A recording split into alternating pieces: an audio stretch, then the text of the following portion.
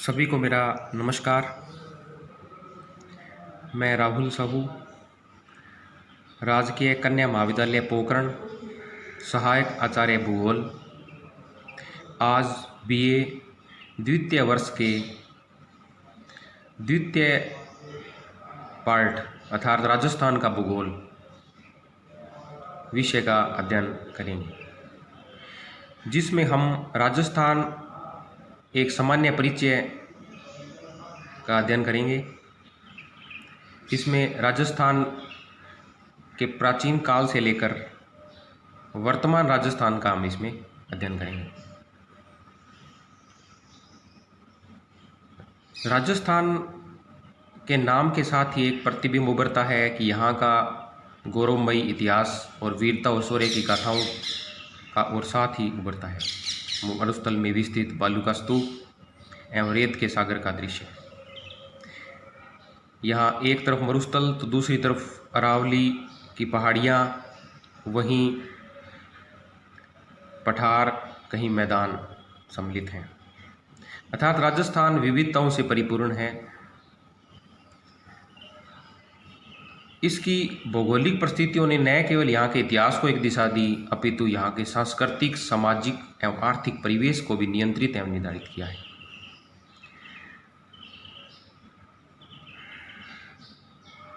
मानव का प्रकृति से यहाँ सामंजस्य देखने को मिलता है। आज का राजस्थान अपनी सांस्कृतिक धरोहर को संजोए हुए है और विकास के पथ पर भी निरंतर अग्रसर है, जिसके प्रतीक हैं इंदिरा गांधी नहर, नदियों पर बने बांध, सिंचाई से लहलाते खेत, आणविक एवं ताप विद्युत गृह, औद्योगिक संयंत्र, रेल एवं सड़कों का जाल, व्यापारिक प्रतिष्ठान, विकसित पर्यटन स्थल।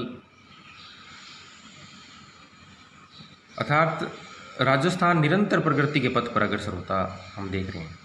राज्य के निर्माण की जो पृष्ठभूमि है, हम इसका अध्ययन करते हैं कि प्राचीन काल के अंतर्गत राजस्थान क्या था और कैसे विकसित हुआ, यहाँ कौन कौन सी सभ्यताएं उत्पन्न हुई। यह क्षेत्र प्राचीन काल में मानव को परिचय देता रहा है, इसके प्राचीन सभ्यताओं से जुड़ा हुआ है। यहाँ पुरातात्विक अवशेषों से स्पष्ट होता है कि जो कालीबंगा अर्थात सिंधु घाटी सभ्यता का एक भाग, रंग महल, बूढ़ा पुष्कर, आहड़, बालाथल, ईशपाल, लूनी बेसिन, सांचौर आदि से प्राप्त हुए हैं। इससे स्पष्ट है कि यहाँ 6 से 10 वर्ष पूर्व मानव निवास करता था। राज्य के उत्तरी भाग में सरस्वती नदी के प्रमाण मिले हैं, जो वर्तमान में घग्गर नदी के तल को उसका अवशिष्ट माना जाता है। कालांतर में जलवायु परिवर्तन के परिणाम स्वरूप यहाँ का संपूर्ण परिदृश्य भी परिवर्तित हो गया और प्राचीन इतिहास काल के गर्भ में समा गया। राजस्थान प्रदेश का विशाल क्षेत्र भिन्न भिन्न इकाइयों में विभक्त रहा है। यहाँ के विभिन्न क्षेत्रों को अलग अलग नामों से पुकारा जाता रहा है।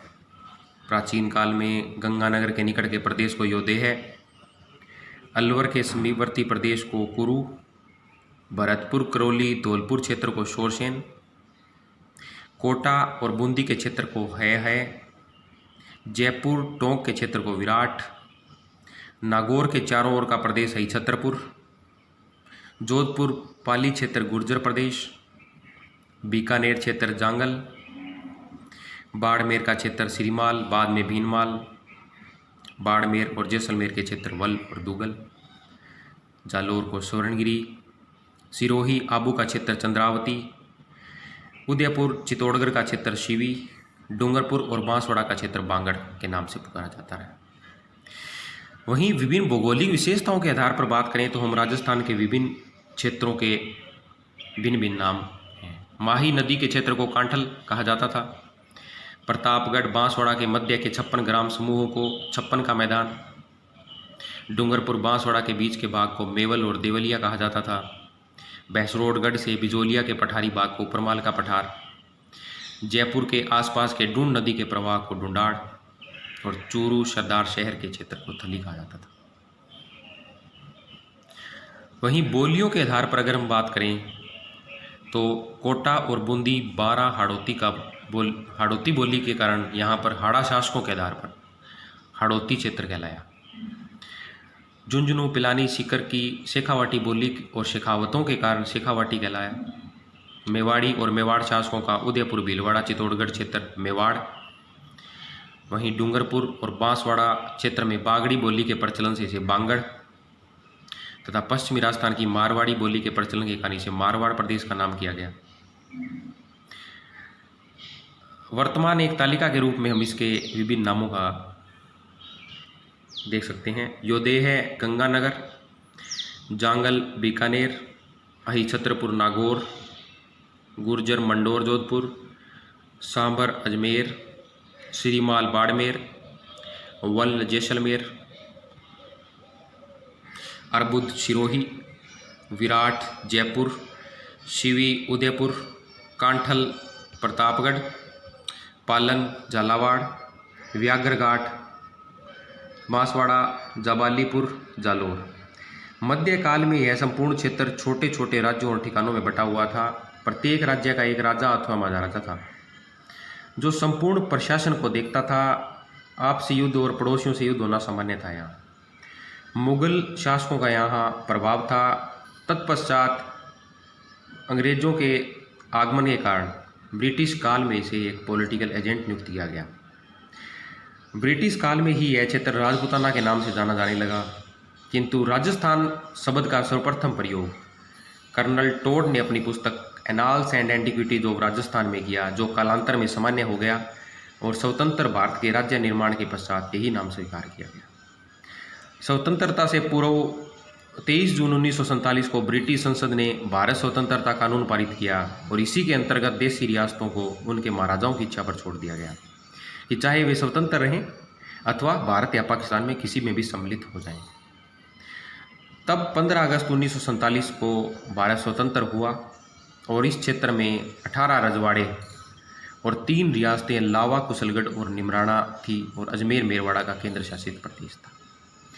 इस विकट परिस्थिति से निपटने हेतु तत्कालीन गृह मंत्री स्वर्गीय सरदार वल्लभ भाई पटेल ने बड़ी दूरदर्शिता और कुशलता से इस कार्य को पूर्ण किया और वर्तमान राजस्थान अस्तित्व में आया।